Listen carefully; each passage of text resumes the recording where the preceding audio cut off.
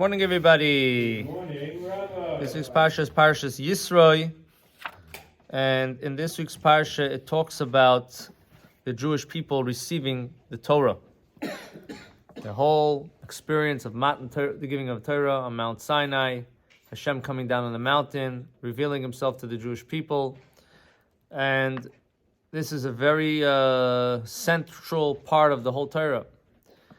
And the question that is asked is why, how is it that this parsha specifically, the name of the parsha is on a person that is not even Jewish?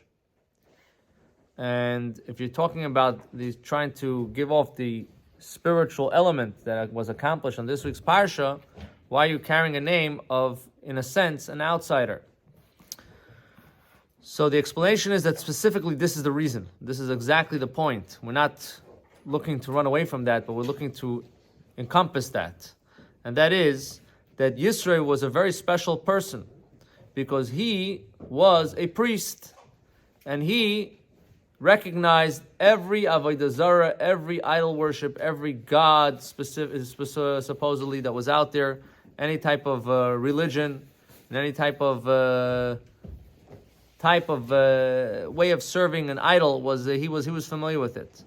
And that he should come and say, Ato Yedati, now I know Ki Gadol Hashem, that God is great, Mikol Elokim, from any other God.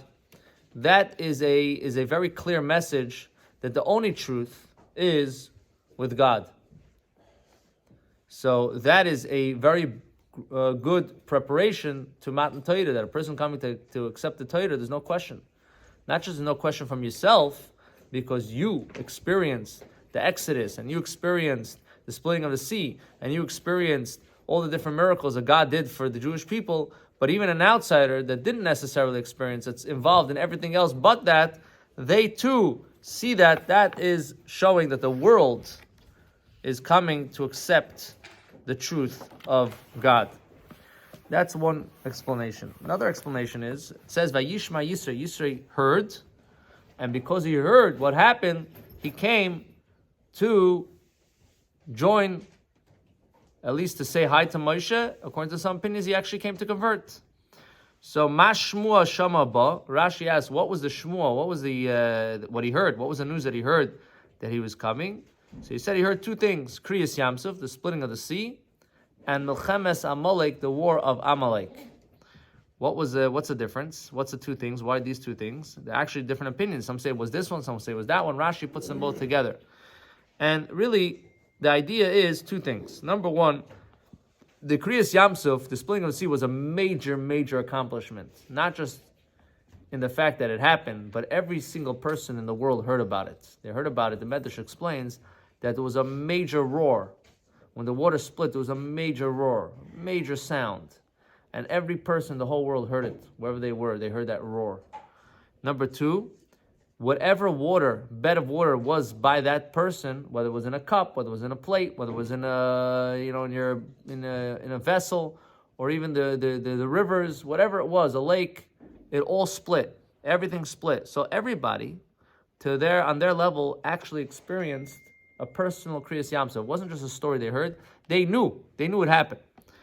And after that comes Milchemes Amalek. There comes a nation. They start to fight the Jews. There's a big downfall from that great honor experience that the Jewish people experienced to somebody coming and saying, "We're going to fight you anyway." So Yisro said, "I have to bring back the glory to the Jewish people.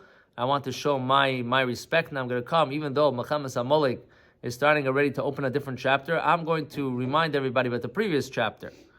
But another way is to explain that he said if you could go from so high to so low, then it has to be true. Everything has to be true that the Jewish people are experiencing, because only the truth somebody wants to fight. If it wasn't true, nobody would care. The fact that you could have negativity standing up against something real, that in itself strengthens how true it is. There's always the negative that wants to creep in somewhere. So he's got to come to strengthen the truth.